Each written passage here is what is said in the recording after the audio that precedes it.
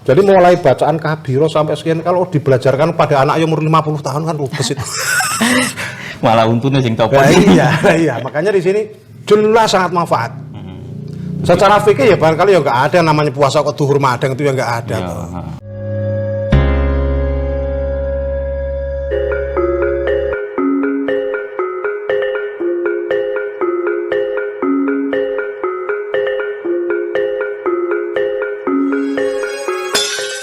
Assalamualaikum warahmatullahi wabarakatuh. Waalaikumsalam. Para pemirsa TV Kuno yang mudah-mudahan selalu diberi kesehatan oleh Allah Subhanahu wa Ta'ala.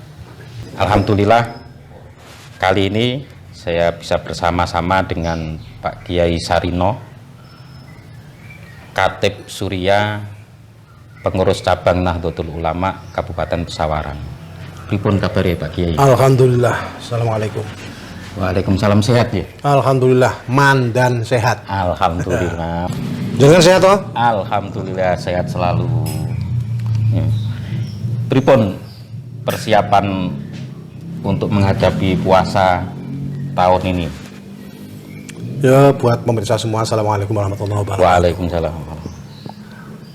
Alhamdulillah, sebagaimana biasanya. Setengah bulan sebelum datang Ramadan itu auranya sudah puasa. Iya, kayak sekarang kan udah baunya ini, suasananya sudah suasana puasa. Dan banyak musola masjid yang sudah mulai bahas tentang jadwal Bilal, ada yang jadwal imam, termasuknya sudah itu. Safari Ramadan. Iya, bagi yang punya anak-anak sudah mulai dikondisikan ngesok mulai puasa hari ini harus begini sudah lingkungan umat Islam itu sudah seperti itu. Biasalah seperti itu. Kayaknya nggak ada yang sedih itu ngadepin puasa kok. Kayaknya ya seneng. Ya, senang. Semua ya.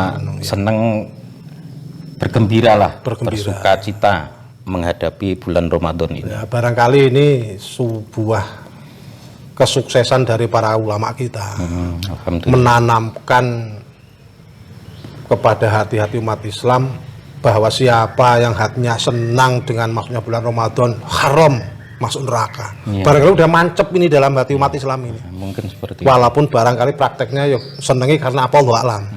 Bahkan ibu-ibu sekarang mungkin juga sudah menyiapkan macam-macam kebutuhan. Ya sudah, juga. Ada juga yang bingung karena minyak mahal barang sudah disiapkan. Karena saking udah persiapkan, kemudian bingung. Apa ya kayak mudah meneh iki kula minyaknya. Nah, akhirnya banyak yang beli sampai trigenan. Nah, ini artinya karena sudah mempersiapkan lah itu. Itu Pak Yai.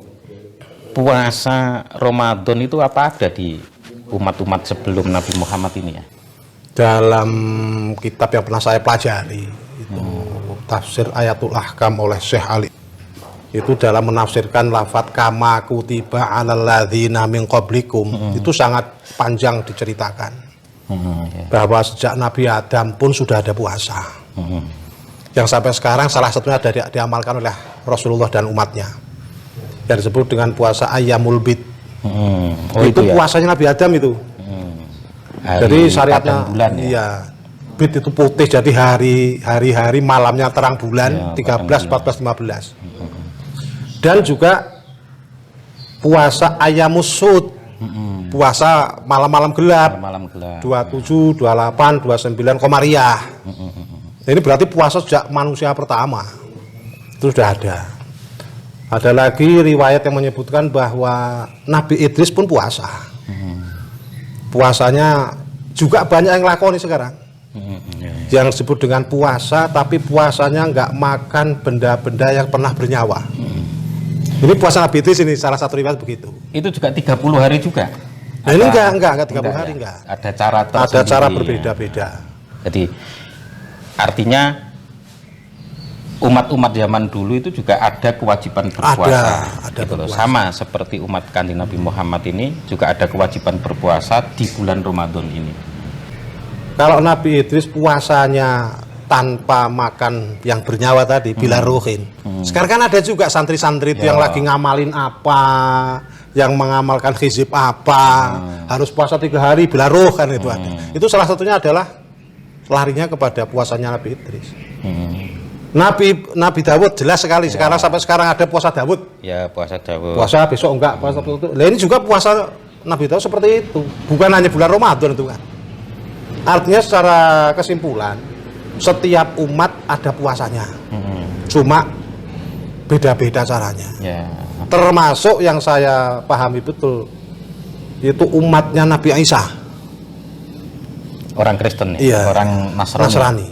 Itu puasanya persis bulannya bulan Ramadan. Dan hanya satu bulan. Satu bulan. Satu juga? bulan. Oh sama ya. Iya. Berarti. Cuma setelah Nabi Isa diangkat oleh Allah ke langit dalam waktu beberapa ratus tahun, itu kemudian ada di kalangan umatnya itu merasa berat. Ada perubahan. Ada perubahan. Karena tahun ini kok musimnya puasa, kok musim panas. Akhirnya ada yang coba-coba udah dipindah aja musim dingin. Diubah begitu. Dan itu sampai diresmikan, diadukan kepada raja.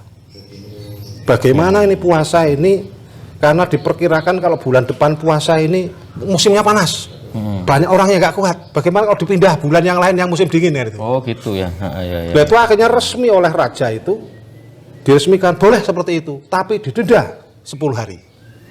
Sehingga puasanya mereka itu 40 hari. Ya. Masalah sekarang seperti apa kita bukan orang mereka. Berarti hampir sama yang dikerjakan oleh orang-orang kafir Quraisy Ya. di dalam memindah bulan-bulan yang dimuliakan oleh Allah kan, ya. Karena diharamkan perang akhirnya kalau ini enggak bulan haram ini, Ya. bulan haramnya besok kan gitu. Ya bisa ya seperti itulah, mindah-mindah itu. Pindah-pindah seperti itu. Barangkali ini yang dalam salah satu ayat nama-nama yuharrifuna al kalimah an mawadih barangkali seperti itu. Tapi kita ini salah, ini kan kita ngurusin agama kita saja. Ini hanya berbicara tentang sejarah puasa seperti itu. Ya. Jadi benar apa yang dikatakan oleh Allah dalam Quran itu kama kutiba alal ladzina min qablikum, artinya Allah itu mewajibkan puasa buat Rasulullah dan umatnya. Dulu pernah diwajibkan Allah kepada umat sebelumnya. Sama. Iya. Umat-umat zaman dulu juga diwajibkan. Iya, itu yang dalam usul fikir disebut dengan syar'u man qablana. Ada syariat Allah buat umat dahulu yang sekarang nggak laku. Tapi banyak juga yang laku. Manasik haji, khitan, korban. Ini kan amalia zaman dulu yang oleh Allah dikuatkan lagi dengan firman Allah dan surah Rasul itu. Ya. Tapi yang enggak juga banyak. Ya, yang enggak juga. Ya, Nabi Adam nikahkan anak barep dengan adiknya. Ya sekarang enggak laku. Enggak laku. Nah, iya. Nabi Musa istrinya 2 kakak beradik. Ya sekarang enggak laku. Terus ada orang yang punya najis kalau najis harus dipotong kainnya, enggak laku sekarang. Nah, itu. Termasuk banyak lah itu. Kalau bertobat dibunuh. Nah, faktulang fusakum fataba alaikum. Enggak laku itu sekarang. Kalau sekarang tobat dibunuh nanti entek, rakyat entek. Ya, habis. Termasuk apa yang terakhir mungkin. Iya. Sering ya kita melihat kebiasaan masyarakat kita itu biasanya kan mereka itu menyuruh anaknya untuk berpuasa. Ada puasa duhur, kalau duhur buka. Ada yang puasa asar, kalau asar buka. Ada yang puasa tapi tiap itu kan duhur buka, nanti puasa lagi sampai asar puasa lagi sampai maghrib. Itu apa ada manfaatnya Pak ya? Sangat ada. Sangat banyak. Yang jelas ini dalam konteks tarbiyatul aulad fil Islam. Ya, penting sekali. Iya, sangat penting. Dan itu sebagai penjabaran dari sabda Rasulullah. Rasulullah berkatanya barangkali sangat khusus tapi berlaku untuk umum. Muru awladakum bisolah. Oh iya. Perintahlah anak-anakmu mengerjakan sholat ketika umur 7 tahun. Berarti ya muru awladakum bil wudu, bisaum, seterusnya dan lain-lain. Kalau Rasulullah perintah sholat umur 7 tahun, lah kapan mulai belajarnya sholat? Artinya sebelum 7 tahun malah. Enggak 4 tahun. Nah, makanya anak-anak kita rata-rata umur SD kelas 3 aja udah mulai puasa. Dan ini pemahaman kita ya, ini adalah kurikulum nabawiyah lah. Kurikulum yang dilakukan oleh Nabi dalam rangka mencetak putra-putri kita. Dan Nabi juga menjelaskan yang harus dipahami dengan bagus itu. Pukullah anakmu kalau 10 tahun belum mau sholat. Nah ini kata-kata pukul ini hati-hati nih pukul ini. Nanti anak-anak kita banyak yang mati. Lebih perketat lah. Artinya masa 7 tahun, 8 tahun, 9 tahun ini 3 tahun ini adalah masa-masa memperdalam wudhu, sholat, puasa. Karena cara wudhu mudah bagi yang hafal. Bagi yang belum bisa sulit loh. Sulit ya. Bacaan sholat, gerakan sholat gampang bagi yang sudah bisa. Bagi yang belum bisa, bacaan sholat itu sangat banyak. Sulit juga. Sedangkan anak-anak umur 5 tahun sampai 10 tahun ini otaknya lagi Cerdas. nah, cara bahasanya nyantian lah. Jadi mulai bacaan kabiro sampai sekian kalau dibelajarkan pada anak yang umur 50 tahun kan ubes itu. Malah untungnya sing copot. Nah, iya, makanya di sini jelas sangat manfaat. Secara fikih ya barangkali ya nggak ada namanya puasa kok duhur madang itu ya nggak ada. Ya, tapi ini adalah pelatihan. Nah, pelatihan. Bagaimana sholat ketika dia masih umur 7 tahun iya. pelatihan. Gitu. Anak-anak suruh jamaah di masjid, padahal jamaahnya sambil melayu, sambil ubahnya 1000 kali dan nggak baca apa-apa. Tapi itu pendidikan itu. Ikutnya. Bayangkanlah, ketika anak umur 15 tahun baru mulai belajar wudhu. Mengenaskan sekali ya. Ya apalagi zaman sekarang tamat SD udah nggak mau ngaji kebanyakan. Banyak sekarang anak SD udah nggak mau ngaji. SD itu kan umur 12-13. Artinya kalau umur 6 tahun sampai 10 tahun sudah fit wudhu, fit sholat, fit puasa, walaupun tamat SD nggak mau ngaji, sudah beres itu. Iya, udah beres. Sudah beres. Ketika Artinya dia manfaatnya sangat balik, besar ini. udah bisa menjalankan kewajiban-kewajiban iya. agama. Nggak terlambat itu. Ini yang terakhir Pak ya. Ya. Yuk terakhir Nah, pemirsa. Nah, Yang terakhir ya minta pesan-pesannya lah untuk umat Islam secara umum, terutama umat Nahdiyin di Pesawaran, karena Pak Kiai kan Khatib Surya PCNU Pesawaran, jadi ya yang berkaitan dengan puasa Ramadan ini. ini buat kita sekalian ya, bagi ya warga Nahdien udah paham lah. Ya. Puasanya orang NU itu begini, terawihnya begini. Ya. Artinya cara mendidikkan anak-anaknya ya seperti itu. Ojo dididik walau rokaat. Iya. Yang adanya imsak seperti itu ya imsak Iya. tetap diadakan walaupun nggak ada pada masa Nabi nggak ada imsak kan nggak ada itu. Nggak usah dibahas lah itu. Iya.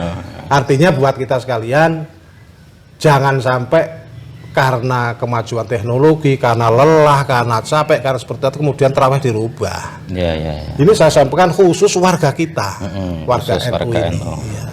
Ya bukan yang warga lain, ya warga lain merek ya lana amaluna walakum amalukum aja sudah. Kita jangan, ini ciri khas kita kan tasamuh, toleran. Jangan sampai menghina orang lain. Ya, ya. Kita amalkan untuk kita, orang lain biarin. Mereka tanggung jawab sendiri. Saya kira demikian, Gus. Ya. Jadi untuk Terima umat kasih. Islam ya tuh. Terima kasih Pak Yai. Ya, Mudah-mudahan apa yang kita bicarakan bisa bermanfaat untuk kita semua. Akhirul kalam, wabillahi taufiq wal hidayah. Wassalamualaikum warahmatullahi wabarakatuh. Waalaikumsalam warahmatullahi wabarakatuh.